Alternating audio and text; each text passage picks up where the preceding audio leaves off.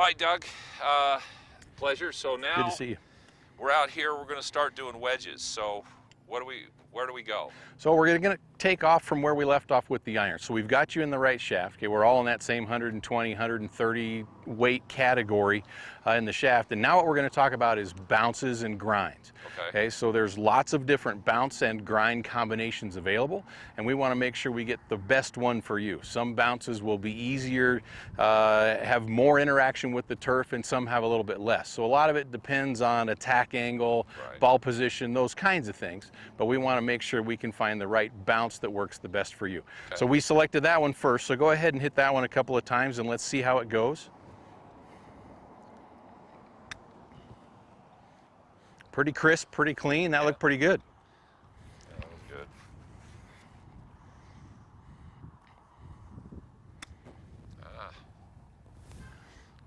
Not bad though. Yeah, maybe just a little bit heavy there, but it could be the swing and not the bounce. Let's try one more and see how it goes.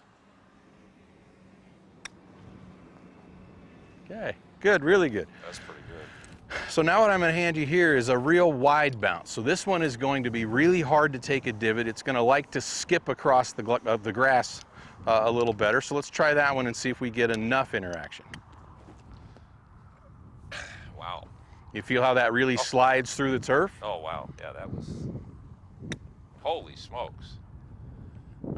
So real easy to hit. It's got a wider flange on it, makes it real easy out of the bunker as well as longer grass. But a real versatile wedge. So now we're going to take you the other direction, and this one has the least amount of bounce, or what we're going to call the sharpest leading edge. Okay. So what we don't want to have happen here is that this one dig too much into the turf. Oh wow. Yes. Well, it's definitely. I got to hit a couple to figure this one out. Yeah. Okay. So you can feel that difference. That one's a little digger, a little sharper. That one's going to take a lot more precision in your swing. So if your wedge game is really, really good, or if you play off of really, really tight, firm lies, that's a wedge that can really be a benefit for you. Most of us don't play in those conditions, so we need something with a little more bounce, more like the first wedge you hit or the second wedge. Yeah, I was going to say, I mean, so the reality is how many people, we're getting down 6 to 8 degrees of bounce. You got to be pretty good with this. I mean, I play a lot, and I can still see where there's not much room for error. I mean, why would you go to very little bounce? I see a lot of my members show up, and they've got 6 and 8 degrees of bounce in their highest lofted club. I go, what are you doing? Well, I want to have not a lot of bounce. So, and I'm going, why not?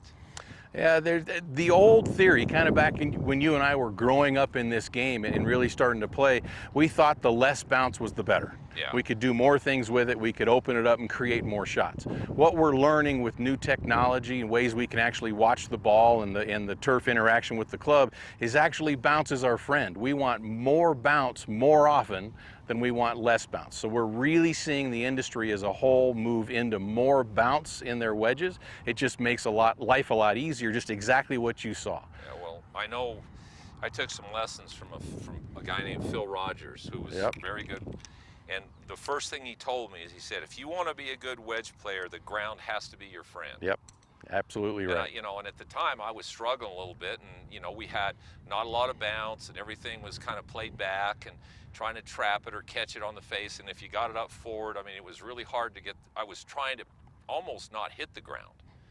You know, and his first comment was, you got to be able to hit the ground, and the ground's your friend. It makes you better, not worse.